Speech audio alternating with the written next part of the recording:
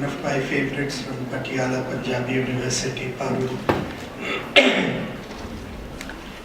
Director Sahib, and students and friends.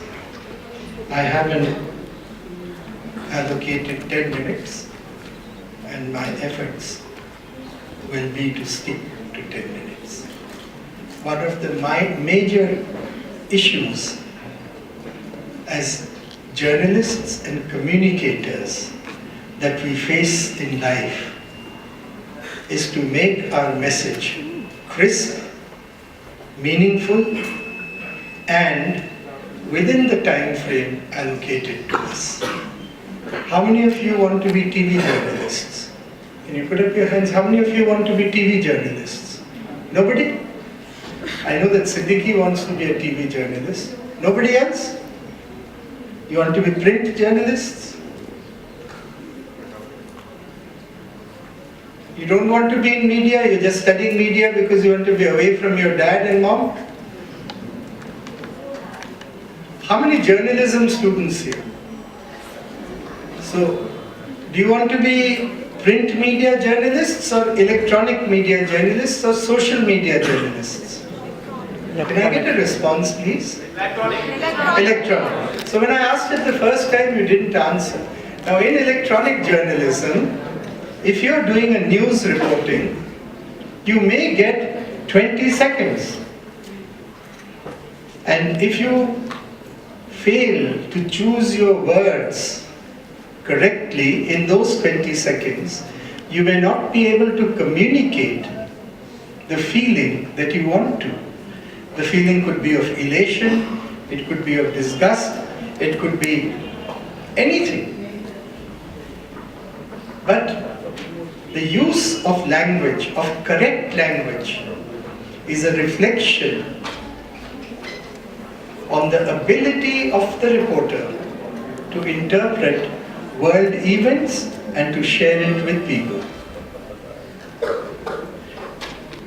I have always believed that there are two aspects to using language.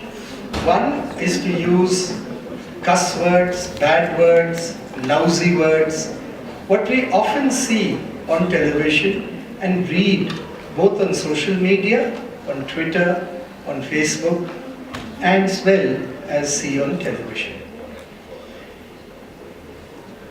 But there is another aspect to life, and that is that the goodness of the world, the goodness interpreted by Nelson Mandela, after whom this auditorium is named, comes through those bars which are so evident in the painting.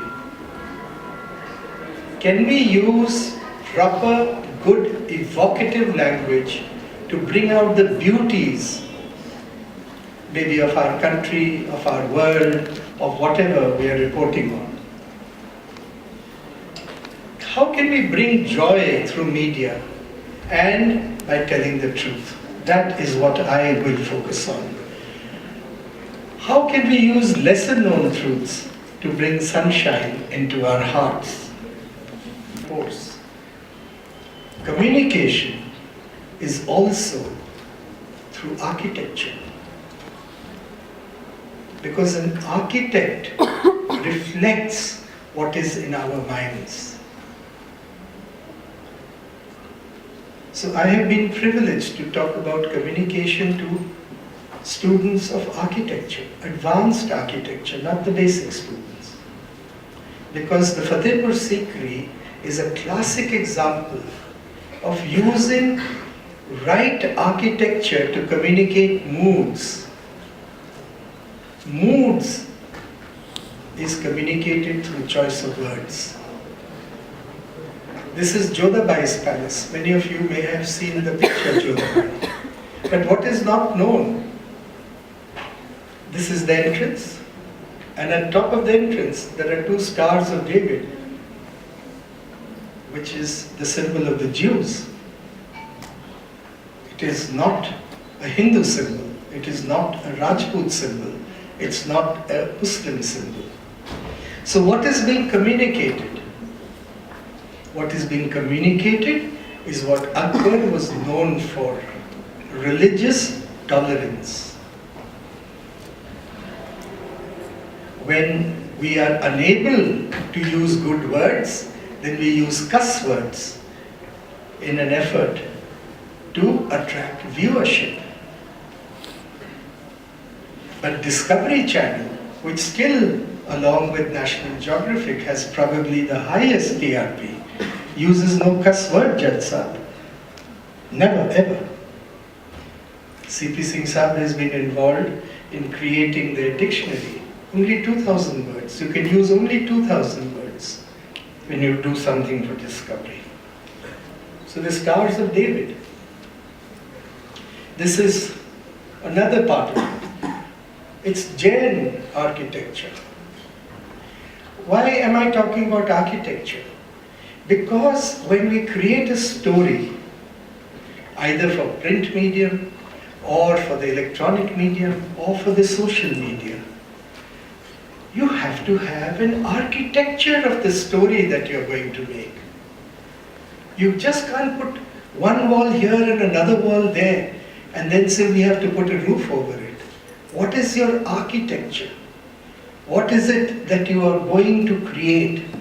Thus, I talk about language through architecture.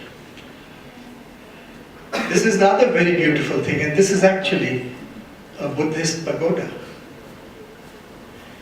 So through one building, one visionary emperor is using moods and using words, giving us the opportunity to use words. This is the tree of life. Again, we have two friends from Kashmir. And this is done on red stone with chipping away at the stone, sculpture. And this is, of course, the tree of life as made in Kashmir.